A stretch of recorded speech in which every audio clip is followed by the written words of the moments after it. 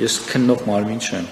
Ես կարող եմ ընդհանրապես քաղաքական հետևություններ անել, բայց միևնույն ժամանակ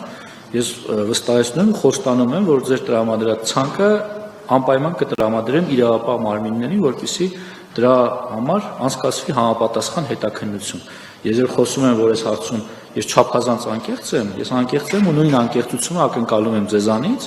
ուզում եմ, որ նույնը անեք ոչ միայն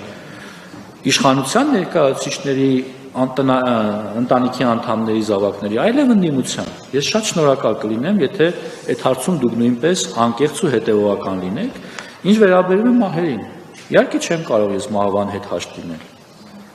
Իհարկե սարսափելի ծանր բանի մասին եք խոսում, վկայակոչելով Ազատի դեպքերը։ Սա ինձ համար անձնական ողբերգություն է։ Եղել է ու շարունակում է լինել, բայց քննող մարմինը ես չեմ։ Մեղավորներ նշանակողը ես չեմ։ Հիմա ընթանում է դատական process։ Դատական process-ը եթե կբացահայտի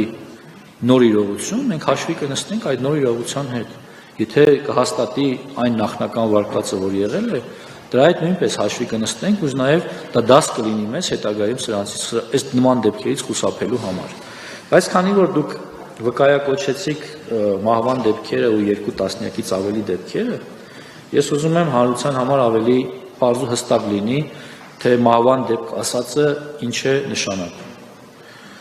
Սիրելի հայրենակիցներ, հարգելի գործընկերներ, 2025 թվականին ծառայության հետ կապված 6 մահվան դեպք է արձանագրվել, որից մեկը կայծակնահարություն,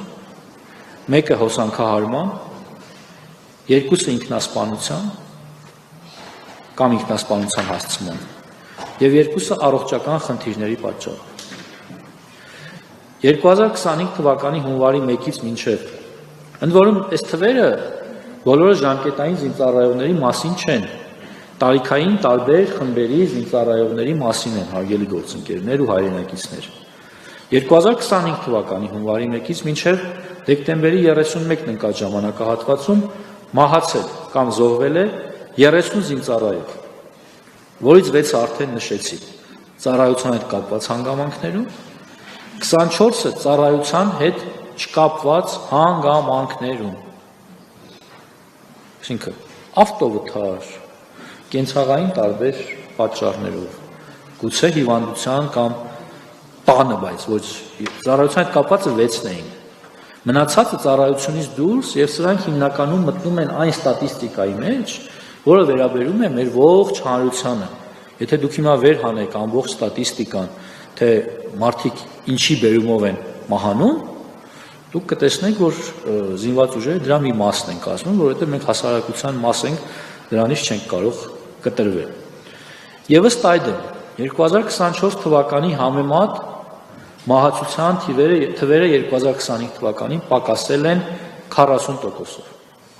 Սա է իրականությունը, եւ ես կարծում եմ, սա այնպիսի վիճակագրություն է, որը իհարկե բարդ է ասել գոհացուցիչ, հաշվի առնելով, որ դա մահվանն է առնչվում, բայց չեմ կարող նաեւ չգնահատել, որ մենք ունենք էական արդյունքներ եւ էական տեղաշարժ այս առումով։ Եվ ամենակարևորը, միջ անձնային հարաբերություններում սպանության դեպք եւ մարդը մարդուն սպանում է։ Նման դեպք չենք ունեցել։ Սա աննախադեպ է 3-րդ հանրապետության պատմության մեջ։